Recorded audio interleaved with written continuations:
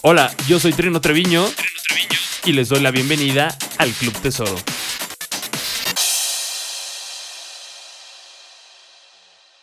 Well, thank you very much, Edward, for having me today. It's such a pleasure to speak with you.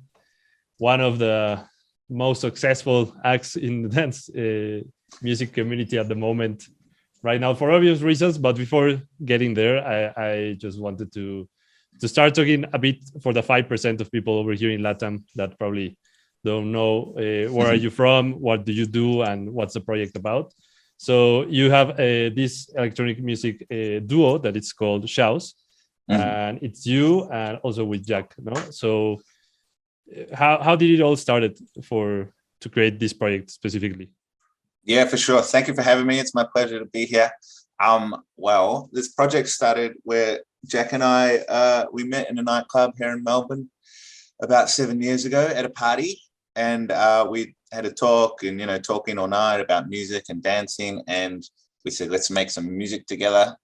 And 2 days later, we met in our studio and we started jamming on drum machines and synthesizers. And we didn't really know much about dance music. We just loved to go dancing. We didn't know much about what we were doing, but we were just experimenting. And the first song that we wrote together ever was actually Love Tonight, which is obviously a big anthem and our big hit around the world. And we kept going and going and going, and we started to bring in more friends and started singing with friends and getting a choir of friends together, who ended up singing on Love Tonight. So our project is about two guys who met at a nightclub, wanted to make dance music together and just tried different things out, and then we got all our friends involved and started a community of singing together. So we're two best friends who work together, and we last 2 years ago, after Love Tonight became a really big hit around the world, the song is actually 7 years old, so we both had jobs and we were working full time. Jack is a school teacher, I work in a community art precinct, so only the last few years have we started to again focus on music again, and now full time. And yeah, after the success of Love Tonight, so it's a big, funny, crazy story for us. For sure. And I mean, I wanted to ask you, how did you decide to go into that type of sound, which of course is related to house music? But I'm asking this because, for example, here in Mexico and in other countries in Latin America, the Melbourne bounce, for example, is a very huge genre, no? And it, of course, it represents a lot of the sound of what's happening in Australia as well. But it's not only that. I just want to ask you this because I want to explore more. How did you decide which sound was the correct one for the project? Yeah, I think we didn't decide. We had a drum machine, we had a synthesizer, and we were just following our heart. I had a very simple drum machine which makes very simple beats, and to be honest, we were new and we were learning how to use the equipment. We knew a sound that we wanted to make. We wanted to kick hats, and we like chords. We like the feeling that chords give, and harmonic progressions, how they can take you places. And so it's just naturally the sound that came from us. And the other thing is that we really love choirs and people singing together in big groups of people making music together. So that just naturally led us in this direction. Although I would say that, house music, there's something about, the way they use chords and singing and, emotional, progressive. Yeah, very soulful, no? Yeah, there's something that touches you in the heart, and it makes you feel like you can connect with the emotions of other people. I think that's what drew us to it, yeah. But To be honest, we didn't sound like other bands in Melbourne. Melbourne's got a really good, really amazing music scene, and everyone's really cool and making deep, weird, interesting music. Our music is a bit big and cheesy anthem, so it didn't quite fit into the Melbourne scene. But we're actually much, much, much more popular in Mexico and Latin America Europe than Melbourne. Yeah, I can imagine. So, you spoke about bringing these friends to the studio.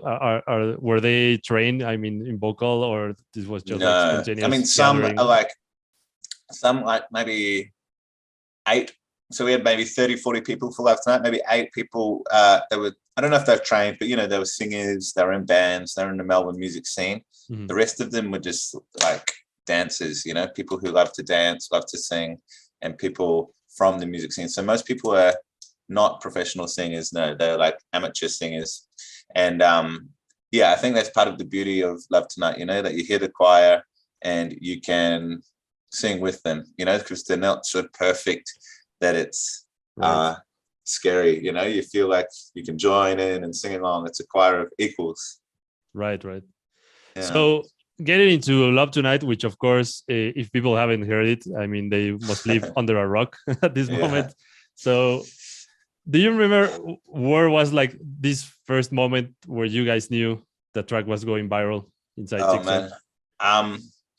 I mean, you might know, most people know, some people know the story that the track was, you know, 5 years old before it got big. Mhm. And for us, we released it in Melbourne, and it was, you know, fine. We played a few parties, few gigs, and, you know, it kind of just faded away. I think I mean, yeah, 3-4 years later, we started getting calls and messages from our label, being, oh, guys, the track's getting more and more plays. And it was in Lithuania and Europe, and then Eastern Europe, and then all the way over to South America and Mexico, Central America.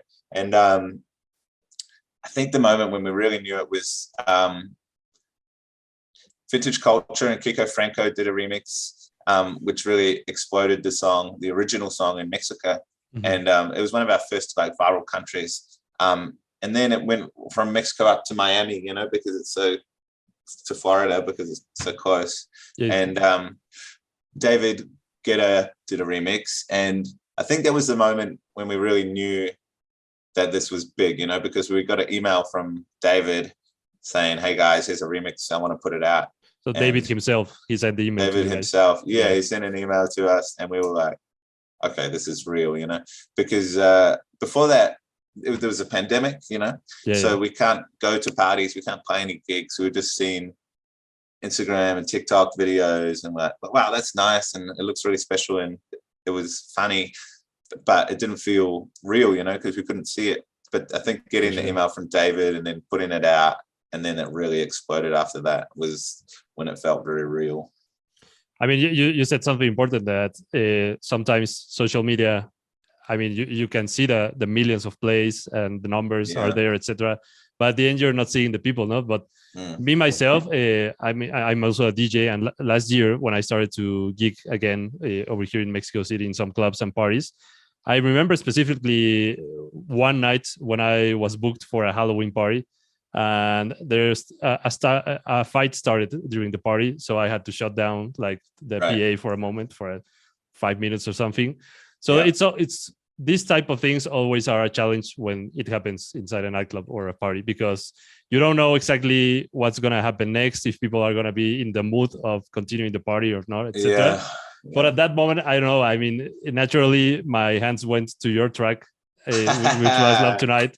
And I decided to play it since the beginning, which is, I mean, people might know that there's this version, is an extended one, which is with the choir, no, like more relaxed intro, and then it starts to grow to build up to the party part of the track. No, you can't imagine. I mean, I would love to have like a video of that moment here right now, but the people went nuts at that moment. They were like, really? Yeah, the people, they didn't expect that track to be played at that specific moment, but it was a banger at that night. And for me, that was one of those moments where I could see the success of tracks that were viral in social media and then seeing it on the dance floor. No, so for me it was like, people of course are super in love with the track, and it translates from the numbers and the success that you're having inside social media. No, so that's something that's real, and that man. we can see right now. No, totally, yeah. And you know, I think that's the interesting thing about our song, is that it became viral during the pandemic, and it went, you know, spread across the whole world. Millions of people listened to it. But then when they came back together, no one had really partied together for, you know, different countries, different stories, but lots of people hadn't partied together for many years. And the song ended up being the anthem of the return to the dance floor, you know, and they'd all heard it in their separate rooms. They all learned the lyrics, and then they got back together and they can all sing it together. And I think it seemed to be a really beautiful moment for lots of people. And for us, when we finally got to go to Europe and play it in nightclubs, and everyone was singing it, so it was a pretty amazing feeling. And, I'm so happy that it can play the role of disarming aggression at clubs and bringing people together and stopping the fights and stuff. Sure. So, yeah. Good choice, man. Exactly. Yeah. I mean, it was a success moment in that night. So that's great. I mean, of course, a track as huge as this one, you need to fulfill in the next delivery of tracks that you create. No, so right now you're promoting "Won't Forget You," which is your latest track, and I've seen also it's having a lot of support from other DJs, and people are listening to it all around the world. So how, how did you work for the next steps of after Love Tonight? So it was 5 years later. We're getting many, many messages from people talking about how much they love Love Tonight, and people hadn't heard from us in a long time. And we wanted to show that we could do it again, and that we're not just, producers making dance music. We're making a certain type of music that it's about love and connection and community and choirs. And so we also wanted to write a song about a message of all the people that we have been thinking about and not seeing during the pandemic and coming back together, and also a message to our fans and this moment that, we won't forget what's happening, and what's happened. So we wrote the song, and we see it as like a sequel to Love Tonight. It's quite similar. It's got the same structure. It's got the very similar chorus. It's got the sax, etc. But our idea was this is Love Tonight Part 2, and in the future, we're going to go a bit more different, but continue with choirs, but change the structure a bit. But we've been, now we have millions of fans, so people listen to it. It seems to be getting received really well. I'm excited to see what it does next summer. We don't expect that we would have the same kind of viral hit as Love Tonight, but if we can continue this story, maybe, hey, I don't know. But Won't Forget You is the song about all the friends you haven't seen in years, and about your best friends and family and all the connections that you've made, and it's getting great support, and we couldn't be more happy. And we're excited to go tour this year. I think our managers are talking to people in Mexico for hopefully maybe June, July, if not maybe October. It depends on things. Yeah, man. I mean, it will be more than happy to have you here. We would love to come. I love Mexico. Yeah. I mean, like I told you, people over here are super fans of your work, your music, and they wouldn't be more grateful that dancing with the main characters that are you. We would love to do it. We just want to connect with people, So sure. It means so much to us to see all these people around the world and build this narrative together. 100%. So I mean, you already told me about the projects you have for this year. So any message you want to say to all your fans over here in Mexico, especially the ones in TikTok that are probably going to see you guys in this interview? We just want to say, we love you and we won't forget you, and we're going to come and see you, and we're very sincere. Everything we say in our songs, we mean it. And we just want to connect with people. So we love you so much. Thank you so much. Thank you. Bueno, amigos, es Shouse aquí en vivo para que lo saluden y lo sigan y sigan escuchando esto que es Won't Forget You. Thank you very much, Edward. Gracias, Adrian. Esto es un episodio más de El Club Tesoro. Mi nombre es Trino Trevino y les agradezco una vez más a todos ustedes que nos escuchan en todas partes del mundo. Recuerden compartir el podcast si es que les gustó, para que se puedan suscribir más de sus amigos y podamos comentar mucho más sobre estos temas. Yo estoy en las redes sociales como @TrinoDJ, así me encuentran como TrinoDJ en Instagram, Twitter, Facebook, YouTube y SoundCloud.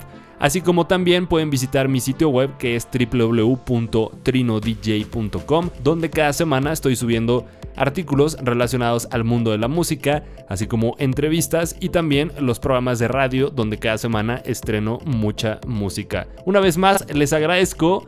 Espero puedan comentar este podcast con todos sus amigos y me dará mucho gusto saber de ustedes en las redes sociales. Nos escuchamos el siguiente episodio. Hasta pronto.